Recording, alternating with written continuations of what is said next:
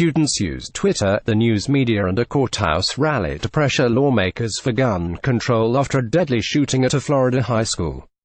Ellie Branson Center was among the many teenage participants in the Not One More rally for gun legislation held at the federal courthouse in Fort Lauderdale, Florida, on Saturday.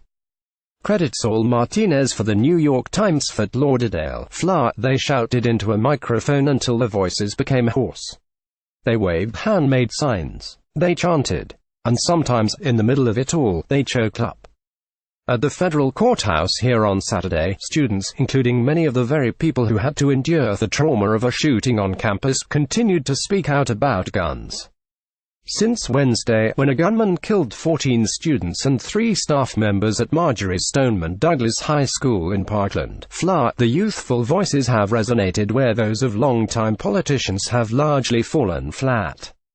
And on Saturday, another young woman's words captivated the nation.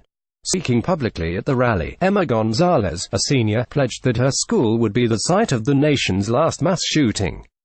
How could she know? Because, she said, she and her peers would take it upon themselves to change the law. The people in the government who are voted into power are lying to us, she said.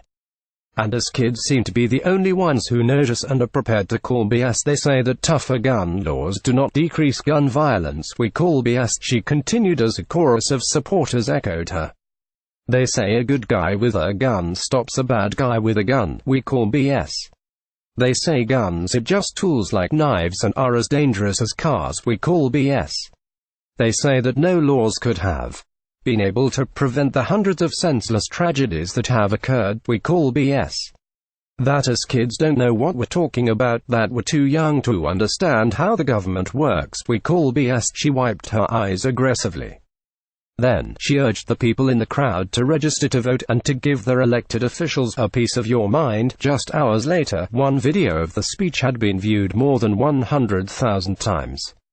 Emma González, a senior at Marjory Stoneman Douglas High School, called for gun control in an impassioned speech that was widely spread on social media.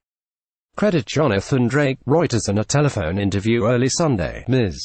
González, 18, said she was surprised by the enthusiastic reaction to her speech. I just got off the phone with Demi Lovato, she said. That's not normally something that ever should have happened. Ms. González said she was encouraged to speak out, in part, by other supportive people in her community, especially those who she said do not yet feel comfortable talking publicly. This is my whole world now, she said. I cannot allow myself to stop talking about this. A person Ms. González met at a party was killed in the shooting, she said. Another person she has known for an incredibly long time is still in the hospital.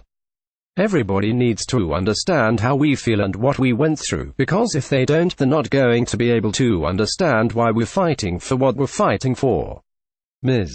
González said. She noted that some have criticized students for raising their voices, suggesting that they take the time to grieve instead.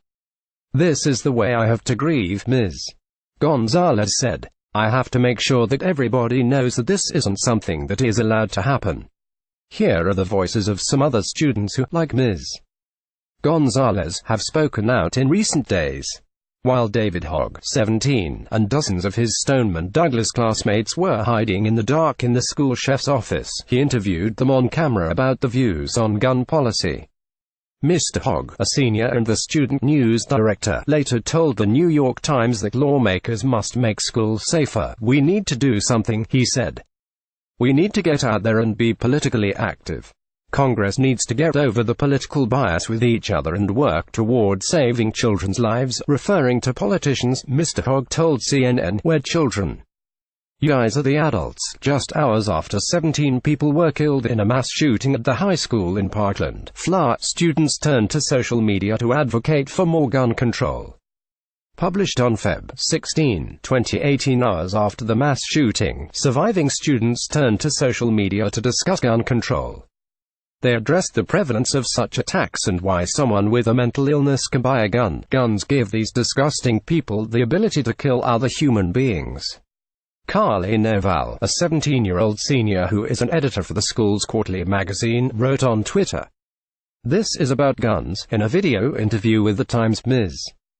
Novell said she was trying to use her anger fruitfully. "People always talk about gun control and how things need to change, but nothing ever does," she said. "And that is so frustrating." Tara Hemmons, a 19-year-old senior at Marjorie's Stoneman Douglas High, demonstrated near the police cordon around the school. Credits Achari Faganson. Reuters. The public outcry from some Stoneman Douglas students was vastly different from the response of survivors of the Columbine High School shooting in 1999. Those students 2 decades ago did not turn to activism as they grieved. In contrast, Tara Hemmons, a senior at Stoneman Douglas, brought a poster featuring the word "enough" to a funeral for one of her classmates on Friday.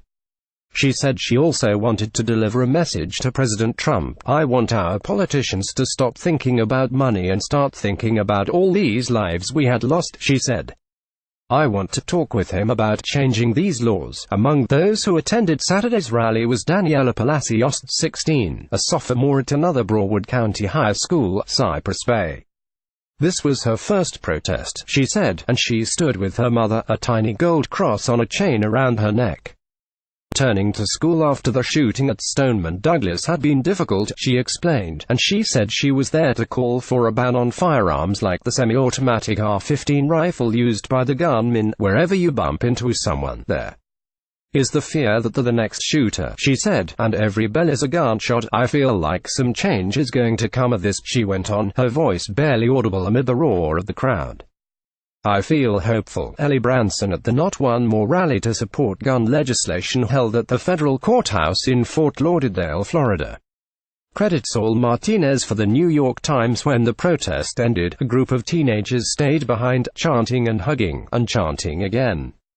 "It could have been us," one sign read. "My friend died for what?" said another. "No more guns. No more guns. No more guns," they yelled. Among those leading the group was Ellie Branson, 16, a junior from South Broward High School. She wore a yellow and white t-shirt, her cheeks wet with tears.